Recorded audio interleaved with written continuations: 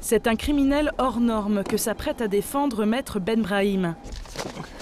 22 tomes comme celui-ci. Oui, 22 comme celui-ci. C'est une sacrée affaire pour vous. Oh bon, oui, c'est une affaire un peu exceptionnelle. Nous sommes partis?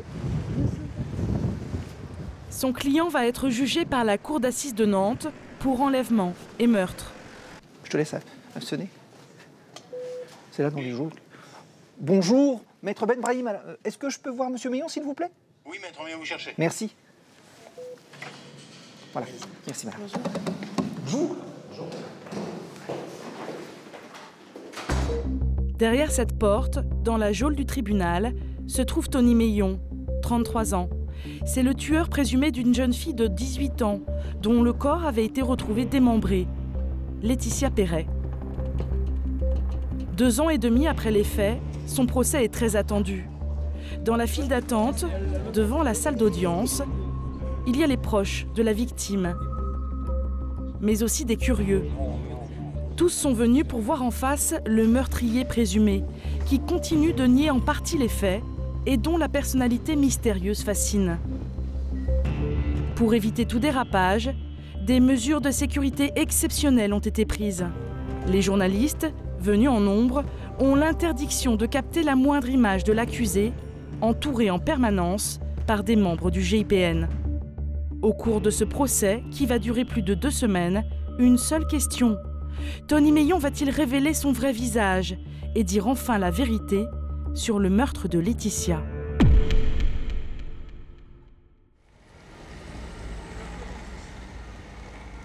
À Nantes, dans l'appartement du père de Laetitia, le portrait de cette jolie jeune fille de 18 ans s'affiche partout sur les murs. C'est Laetitia, là. C'est une personne qui me l'a fait. Hein. Elle est sur mon ordinateur ici aussi, qui est près de moi, tout le temps, elle est toujours près de moi. Bah, là, j'ai Jessica Laetitia, sa sœur. Elle est partout dans mon portefeuille, j'ai une petite photo qui est tout le temps là. Elle est dans ma chambre, dans la cuisine, parce que bon, j'ai un manque énormément de Laetitia. D'autant qu'il ne l'a pas élevée, car la famille était instable et en grande difficulté. Très jeune, Laetitia est placée en foyer avec sa sœur jumelle. Elles grandissent ensuite dans une famille d'accueil, jusqu'à ce fameux jour. Le 18 janvier 2011, la jeune fille, d'un caractère timide et réservé, se laisse charmer par Tony Meillon, de 13 ans son aîné. Après une balade sur la plage, elle le suit pour prendre un verre. Puis Laetitia part travailler dans cet hôtel-restaurant, où elle est apprentie serveuse. Sa patronne de l'époque se souvient de n'avoir rien remarqué d'anormal. Elle a fait son service correctement, voilà. Et après, elle est partie. Tout simplement. Et après, voilà. Je ne sais pas. À la fin de son service, la jeune femme retrouve en fait Tony Meillon. Ensemble, ils font la tournée des bars voisins. L'homme propose ensuite à Laetitia de venir chez lui. Elle le suit, mais refuse d'avoir une relation sexuelle. Furieux, l'homme l'aurait alors agressée. Plus tard, Laetitia envoie un SMS à un ami. « J'ai trop bu, il s'est passé quelque chose de grave. » Ensuite, elle passe un coup de fil pour dire qu'elle a été violée. Ce sera le dernier appel de Laetitia, qui mourra quelques heures plus tard, sous les coups de Tony Meillon. Pour tenter de comprendre la personnalité de celui qui se définit lui-même comme un prédateur, il faut remonter à sa petite enfance. Le garçon grandit dans la ville de Couéron, près de Nantes. Ses parents se séparent alors qu'il n'a que 4 ans, et sa mère refait sa vie avec un autre homme. Une situation que l'enfant vit très mal, comme il l'a confié en prison à Roland Coutenceau, un psychiatre, expert en criminologie. Qu'est-ce qu'on peut retenir de l'enfance? Eh bien, on a un père biologique qui a rapidement disparu de la circulation, un beau-père qui s'est comporté avec lui, dit-il, de façon extrêmement violente, un beau-père qu'il détestait, c'est ça qu'il faut retenir, et une mère qu'il aimait bien jusqu'à ce qu'il ait l'impression qu'elle s'intéressait plus à son nouvel homme, le beau-père, qu'à lui, et à ce moment-là, il a vécu comme si sa mère le rejetait, le délaissait, l'abandonnait. Tony Meillon interprète cela comme une trahison. Et le comportement de ce jeune garçon, jusque-là bon élève, va changer brutalement. Il devient turbulent et se met à fuguer. Sa mère est dépassée, elle décide de le placer en foyer. À l'adolescence, il se fait remarquer dans cette cité où il traînait souvent. Il était comment? Bah, il faisait peur, quoi. Valait mieux pas trop traîner avec lui, quoi. Ouais. Il y avait des histoires de violence et tout, à propos de lui. Déjà à l'époque. Très vite, il commet ses premiers délits et va multiplier les séjours en prison. À 16 ans, il est condamné pour vol de voiture. Ensuite, c'est l'escalade. Il est jugé à 12 autres reprises pour outrage aux forces de l'ordre, braquage et violence aggravée, dont le viol de son codétenu. Au total, Tony Meillon passe 11 années derrière les barreaux. Entre ses séjours en détention, il entretient une brève relation avec une femme qui lui donnera un fils. En février 2010, à sa dernière sortie de prison, il s'installe dans cette caravane. Sans travail, en marge de la société, il sombre peu à peu dans l'alcool et la drogue, comme le raconte une proche. Bonjour. Je prenais du shit et de la coke. Mais après, ce qu'il y a, c'est qu'en fait, il avait tendance à en prendre assez régulièrement. J'ai bien vu, en fait, qu'on allait le réveiller le matin et qu'il en prenne. Malgré son comportement marginal, il réussit à séduire. Son physique atypique et son allure de mauvais garçon plaît aux femmes. Mais ces relations ne durent jamais très longtemps. C'est quelqu'un en fait qui recherchait en fait à se poser. Il cherchait une fille, mais ce qu'il y a, c'est qu'il était trop possessif et trop jaloux. Lui, en fait, quand il avait quelqu'un, en fait, il fallait que ça soit que pour lui. En fait, il n'acceptait pas l'entourage. Une possessivité excessive qui le conduit à se montrer très violent et à maltraiter ses compagnes. Selon l'expert psychiatre qu'il a rencontré en prison, Tony Meillon souffre de plusieurs troubles du comportement. Il est à la fois parano, c'est-à-dire il a tendance rapidement de penser que les autres lui en veulent, et il a une dimension mégalo. Et donc, ça rend plus intense, plus violente la psychopathie. Les psychopathes sont des manipulateurs qui ressentent peu d'émotions. Ils ne souffrent pas d'une maladie mentale, mais d'un trouble de la personnalité. C'est ce qui a conduit Tony Meillon, ce fameux soir du 18 janvier 2011, à passer à l'acte.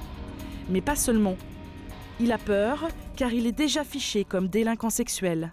Mon hypothèse, c'est qu'après l'avoir agressé sexuellement, il a compris que cette jeune fille, qui a d'ailleurs envoyé un SMS, l'accuserait, et donc il l'a tuée. Tony Meillon aurait suivi Laetitia alors qu'elle rentrait chez elle en scooter. Après l'avoir renversée, il l'aurait ensuite étranglée, puis sauvagement poignardée de 44 coups de couteau, avant de découper son corps en morceaux pour mieux le faire disparaître.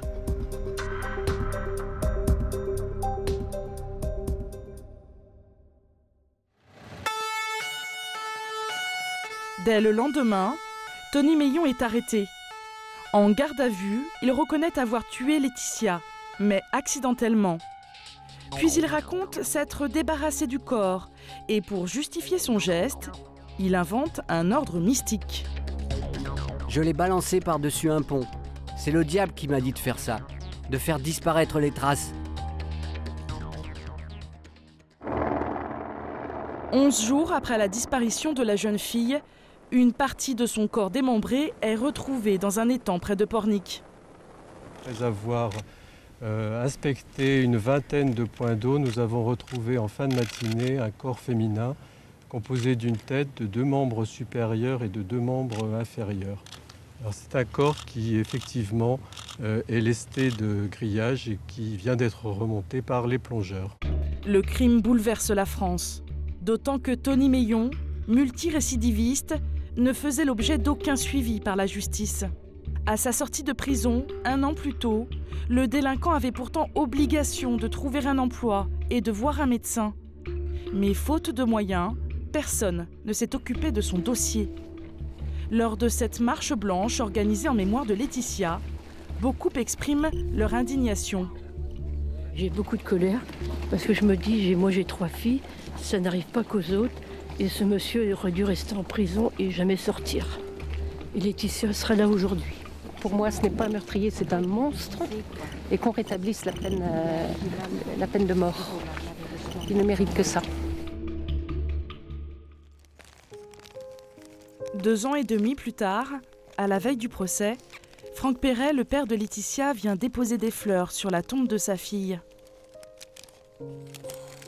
De voir que c'est ma fille quand même qui est là, elle aurait pu avoir des enfants, d'être mariée, d'avoir un travail. Et c'est horrible de voir ça. Et je veux dire, jusqu'à la fin de ma vie, j'irai sur le cimetière de ma fille. Le lendemain, à la cour d'assises de Nantes, Franck Perret va affronter pour la première fois le bourreau de sa fille. Je suis d'attaque, je suis confiant, je suis prêt à subir tenir. Je vais vous laisser. Mais avant même le début de l'audience, l'avocat du tueur présumé annonce que son client a des révélations à faire. Écoutez, monsieur Meillon m'a indiqué qu'il voulait faire une déclaration ce matin, donc vous en saurez plus dans quelques minutes quand on lui donnera la parole. L'audience est ouverte, veuillez vous asseoir. Interrogé par la cour d'assises, Tony Meillon revient sur les circonstances de la mort de Laetitia. Il maintient qu'il l'a tuée accidentellement. Et pour la première fois, il affirme aussi que ce n'est pas lui qui l'a découpée en morceaux, qu'il n'est donc pas un monstre. Il accuse un mystérieux complice, dont il tait le nom, qui aurait démembré Laetitia à sa place, car lui n'en serait pas capable. Un argument de défense qui prend tout le monde de court. Pour le père de Laetitia, ce n'est qu'un mensonge de plus. Encore une nouvelle version, encore un nouveau théâtre. Et là, on apprend des faits que bon, voilà, qu'il y a un complice et bon, qui ne veut pas donner le nom. Pour vous, c'est tactique? Oui, c'est un tacticien. Il sait très bien qu'est-ce qu'il fait. Tout le monde. Accuser un complice anonyme, une stratégie de défense qui peut sembler facile. Mais pour Maître de Oliveira, une des avocates des parties civiles, cela révèle que Tony Meillon est loin d'être un imbécile. Il est quand même très doué parce qu'il a réussi à échapper aux questions dérangeantes de son procès. Donc il est gagnant sur tous les tableaux dans la posture qu'il tient devant la cour d'assises. S'il a cette intelligence-là, c'est probablement parce qu'il est dans un état émotionnel qui lui permet d'avoir cette intelligence-là. Ça veut dire qu'il n'est pas fracassé par l'horreur de la scène. Tout au long de son procès, Tony Meillon oscille entre déclarations farfelues, mutisme ou provocation envers la cour d'assises. Un petit jeu qui affecte profondément le père de Laetitia. Ouais, c'est M. Tony qui a joué avec tout le monde, en fin de compte. Baladé tout le monde. C'est aujourd'hui à son tour de témoigner à la barre pour parler de sa fille. Il redoute particulièrement ce moment. La pression monte, quand même. C'est impressionnant hein, de témoigner en tribunal. C'est impressionnant. On va essayer de gérer ça, me calmer, déstresser. Pour se préparer à cette audience, il a rendez-vous avec son avocat, Maître Andine. Bonjour, vous allez bien? C'est le moment qui vous est consacré pour vous exprimer, pour faire part de votre douleur, tout en restant digne et en ne vous mettant pas dans une position dans laquelle vous seriez trop submergé par l'émotion.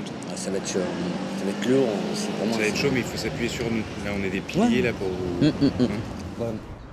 C'est les parties civiles qui ont le mieux connu la victime et c'est important pour la Cour et les jurés de mieux connaître cette victime et de parler de sa souffrance, de ce qu'il a vécu, pour qu'on puisse se rendre compte un petit peu de sa position.